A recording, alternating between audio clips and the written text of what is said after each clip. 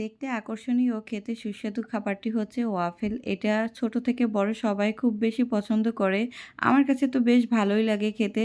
তো চলুন দেরি না করে আমরা সরাসরি রেসিপির দিকে চলে যাই। তো প্রথমে আমি এখানে একটি বাটি নিয়ে নিলাম।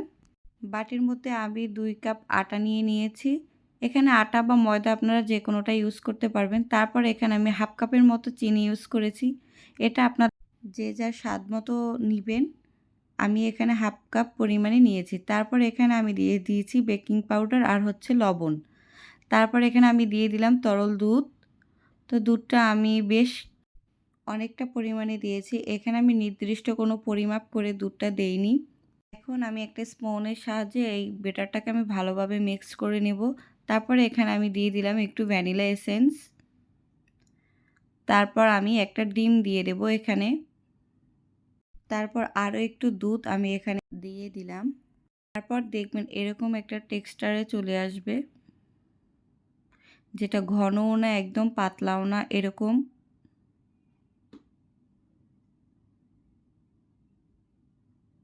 এই যে রেডি হয়ে গেল আমার ব্যাটার। দেখেন একেবারে ঘনও না পাতলাও না, এরকম একটা ব্যাটার তৈরি হয়েছে। তারপর আমি এখানে একটি ছোট্ট মিনি ওয়াফেল মেকার নিয়েছি।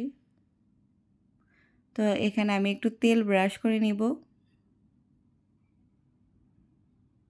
তারপর আমি এখান থেকে ব্যাটারটা ওখানে ঢেলে দিব।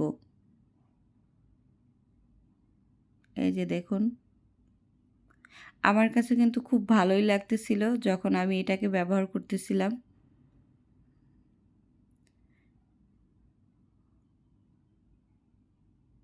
এটা 2 মিনিট পর আবার যখন উঠাবেন দেখবেন পুরা ওয়াফেলটা হয়ে গেছে।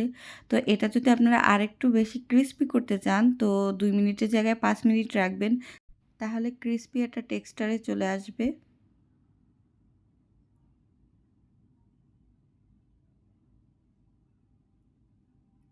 এই যে দেখুন কত সুন্দর একটি ওয়াফেল তৈরি হয়ে গেছে।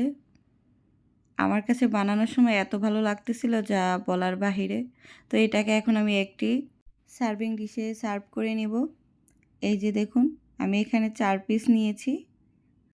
তারপর এখানে আমি একটু চকলেট সিরাপ দিয়ে ডেকোরেশন করে নিলাম। আরও একটু সুন্দর করার জন্য আমি এখানে ফ্রুটস ব্যবহার করলাম। তো এখানে আমি 3 পিস কমলা দিয়েছি আর সাথে কিছু আনার দিয়ে সুন্দর করে ডেকোরেশন করে নিলাম। আপনারা যে যার খুশি মতো যা মন চায় তাই দিয়ে ডেকোরেশন করতে পারবেন। তো এই যে হচ্ছে আমার মিনি ওয়াফেল। কেমন লাগলো সবাই কমেন্ট করে অবশ্যই জানাবেন। বাচ্চারা কিন্তু খুবই পছন্দ করবে। দেখতেও খুব ভালো লাগতেছে আর খেতে মাশাআল্লাহ অনেক মজা। তো সবাই ভালো থাকবেন, সুস্থ থাকবেন। আল্লাহ হাফেজ।